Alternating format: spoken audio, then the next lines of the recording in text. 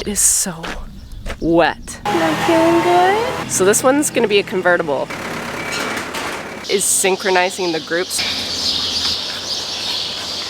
Where's your brother? You scared me. Don't do that next time.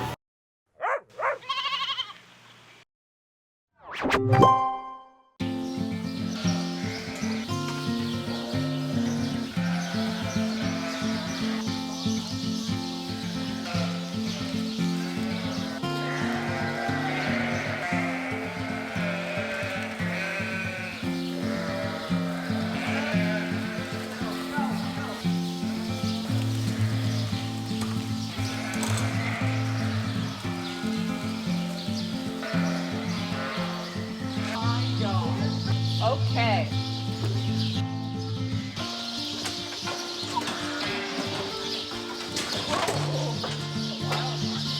Wow. Now this is where I did that one, right?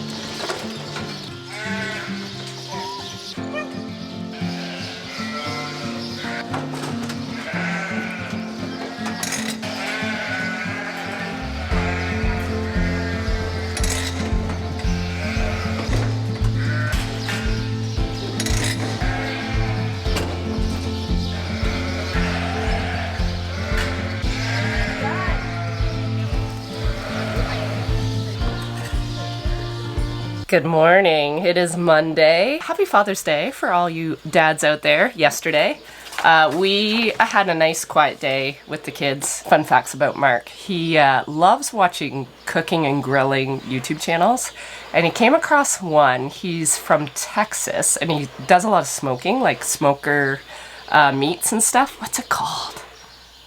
Meat Church? I think that's what it's called. Anyways, he went down the rabbit hole last week and he found a recipe for smoked pork belly ends. So he put that on the smoker for like 4 or 5 hours yesterday. It was meat candy. It was delicious. And then of course he made our sourdough pizza because that's sort of our Sunday tradition now. But yeah, it was nice to see Jack. He came home and hung out with us for the afternoon. And then this morning you just saw Chris and I vaccinate our ewe lambs for chlamydia. So for all my OGs here, you've probably seen me do a chlamydia vaccine program for all my first time ewe lambs that I'm breeding. Because this was part of my bigger group in April, they've already been done.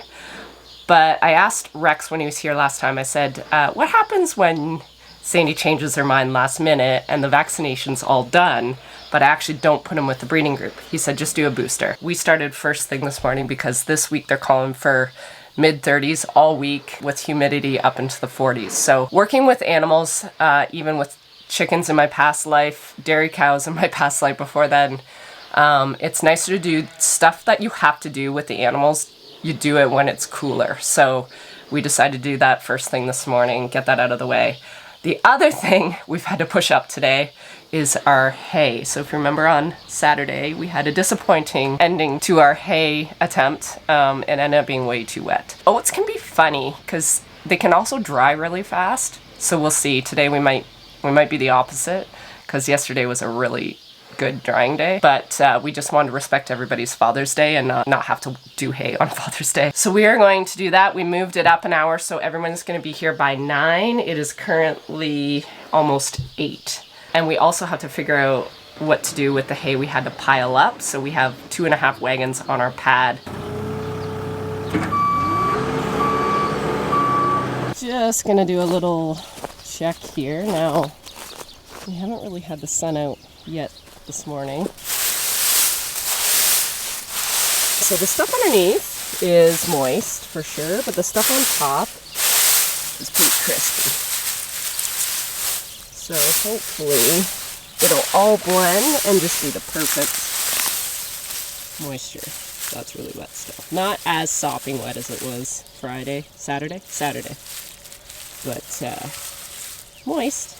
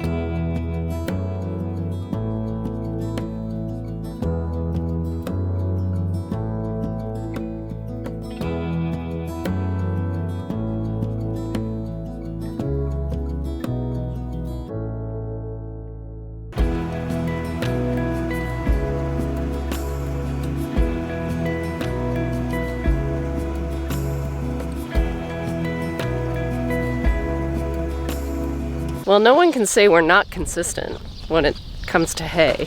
We are once again kicked out of the fields. The bagger is still not loving these oats. They're not drying down. They're just about as wet as they were Saturday, and it's been all Saturday afternoon and then all day yesterday. And again, it's like a nice clear sunny day, wind today, but it is so wet. So we had to once again vacate. Mark is taking the merger and he's yet again moving the row over, so at least we're picking up the really wet stuff underneath and putting it on dry ground. That's all we can do. You know, if we were professionals, we would have cut it and then tedded it out. Like a tedder is where it just spreads the hay all across the field to let the sun and the wind really dry it out.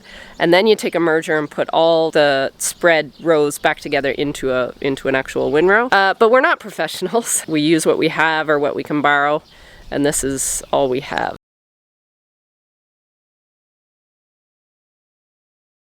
So it worked really good for first cut. Like we gave it 2 days and it was great, but not working with the oats. The oats are a lot juicier. It's really frustrating. Not in the cards for us for whatever reason right now. Carissa texted me while I was unloading those wagons saying that Peanut does not look good. So she got him up to the water and he drank quite a bit. So I'm gonna run over and just give him a little bit of Medicam, just a painkiller, to see if that'll help him feel a little better. I just wonder if this heat is playing a toll, and it can on lambs. Not usually, because we've got the fans going now. We put those up a couple weeks ago now, and they've got the fresh air bag and we've got the curtains open, so the air quality is good in there, but it just could be the drastic change of temperatures over the last couple days. Hey honey, not feeling good?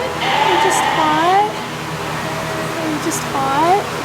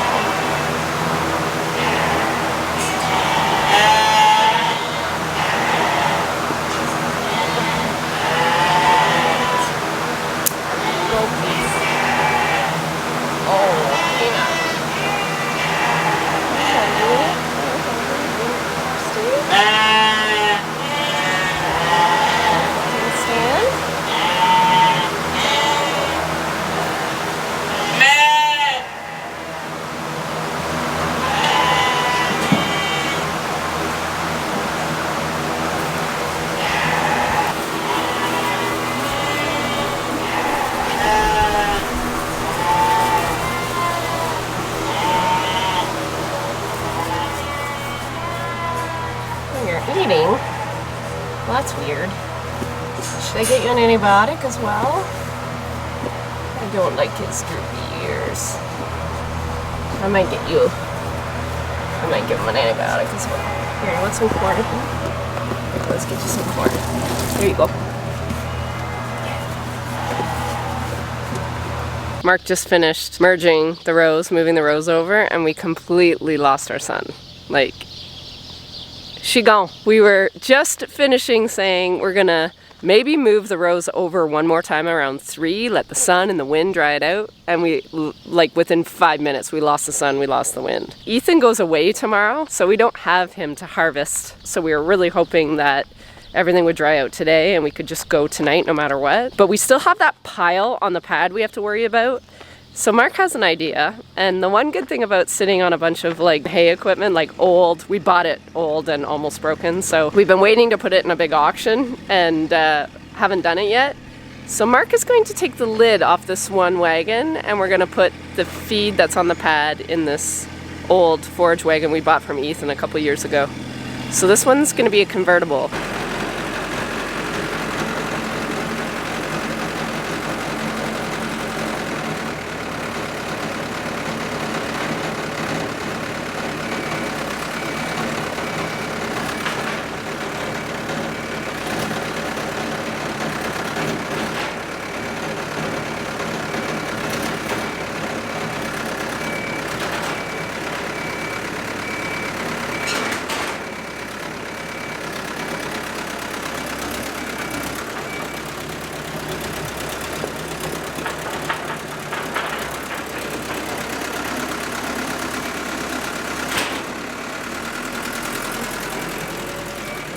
Mark is once again flipping over the hay, so this will be our third time doing that. And I am going to take our new convertible for a spin. We're not going to fill it. We're just going to put a little bit of that chopped stuff that we had to put on the pad. We just figured it's easier to put it in a wagon and empty it like normal versus what we were going to do, which was just take, you know, bucket by bucket and take it all the way around and just drop it onto the conveyor. Mark just said it'd be easier just putting it in a wagon. So we're going to give this a go, trying to be a little creative, make the best of a bad situation.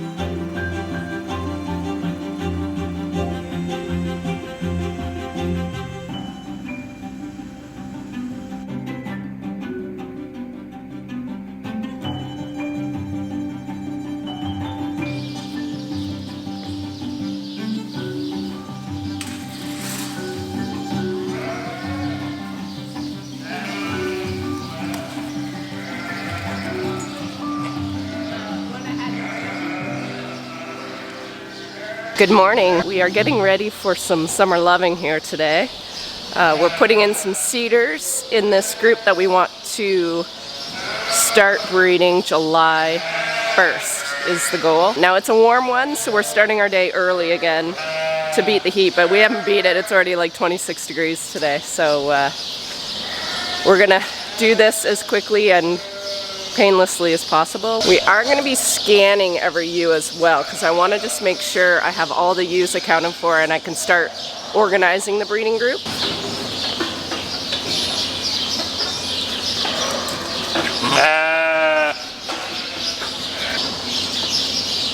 Okay, for anyone new to the channel, hello. This is the cedar is inside this. This is an applicator.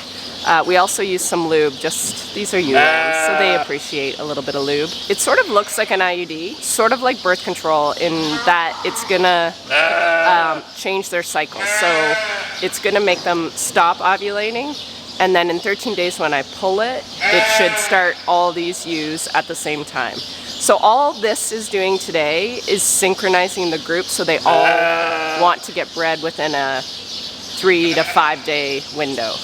And that just makes the whole process at lambing time a little more, I guess, expected and organized, sort of. It's also very chaotic. So it depends what you want. If you don't like all your ewes sort of lambing within a week, then this is maybe not something you want to do. But Chris and I really like planning and knowing we're going to be crazy busy for like a week. In the way I do it, we leave the rams in for 21 days, so they actually hit 2 cycles.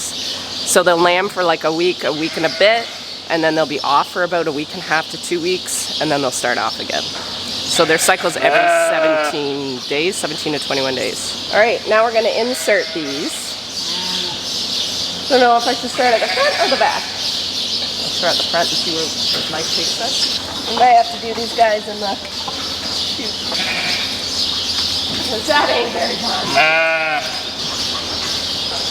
I forget how hoppy they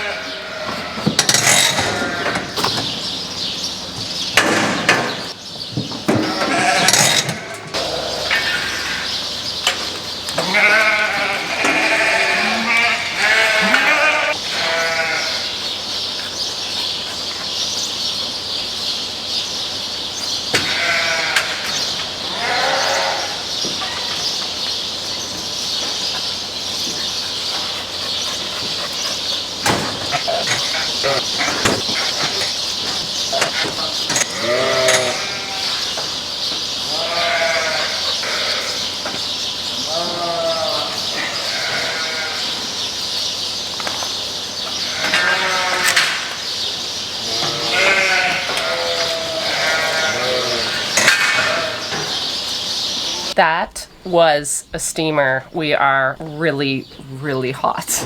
I did wear my coveralls today, but I do have shorts on underneath. I hate wearing shorts. I do not like wearing shorts around animals, and especially sheep, because they have this beautiful lanolin, which is lovely for your skin, but also very sticky when it's humid and gross out. So I do wear my quick dries from lovely Michelle. I love these things, but as thin as they are, it's still just too hot today for anything. So when we do cedars, I also have to change my feed. This whole period in our ewes is called their flush period. So what I try to do is keep them on a pretty low ration, a low energy ration, basically from when I wean them until now, when I want to get them ramped up for breeding season. So they are going to be switched to a flush ration today, which means we are adding some corn silage for energy. What else are we adding? We're adding some barley for energy and a little bit of soybean meal to the ration. Just a little, like 10 kgs, so not very much, for a kick of protein. They will get that for these 2 weeks while those cedars are in, and then they will remain on that the entire length of their breeding period, which is about 21 days. And then over the years, what we've done is kept them on that program for another 4 weeks after, for that umbilical cord development. Years ago, I noticed when I had multiples, they were very uneven, and my vet said that is at the placenta development. And if they don't have enough nutrients to keep them going, that period is going to be sacrificed a bit. And then you can get some uneven lambs. So we've been doing this for years. And that goes to show you the importance of these ewes getting bred the first time, because I have them on that high plane of nutrition for such a long time that if they don't catch, they're not going to use that for anything. And they're just going to put on condition on their body. And then I think that's when we run into problems later on in life with pregnancy toxemia and the such, because they become a bigger ewe to maintain.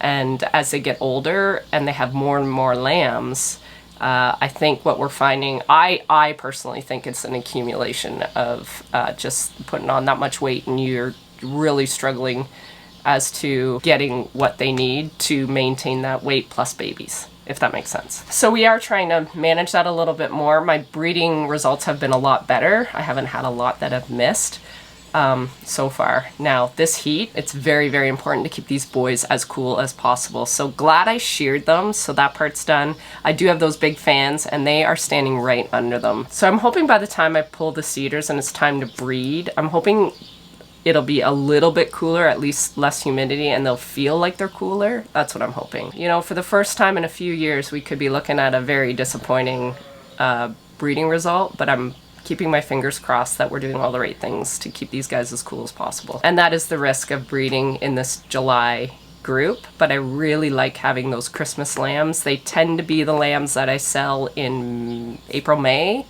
and that's usually when our market in Ontario is quite high. So there is method behind the madness. Plus, it's when I'm out of the fields, and it's not quite as cold as like January, February.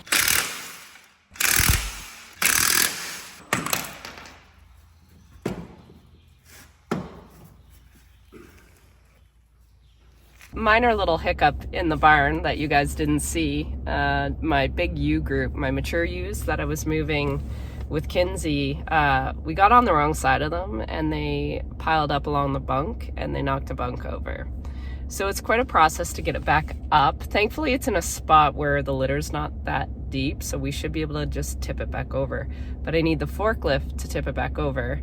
And our newer forklift, all our forklifts are used, but our newer forklift has a flat tire. Yeah, nothing's easy. I've got the pen blocked off so they can't get near it, but I'd like to get that fixed so they have the entire pen to spread out in. Thought I better check on Peanut.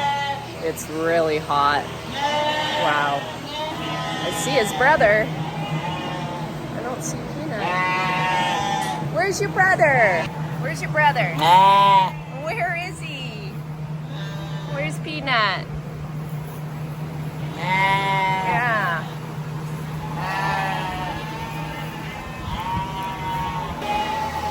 Here you are. Look how good you look. Hello. Oh, you look so much better. Oh, I'm so happy. Oh, you look so good. Hi. You feeling better? Oh, that's my boy. Oh, you had me worried. You had me worried. Yes, you did. Yes, my good boy. You scared me. Don't do that next time. No. Looks a lot better.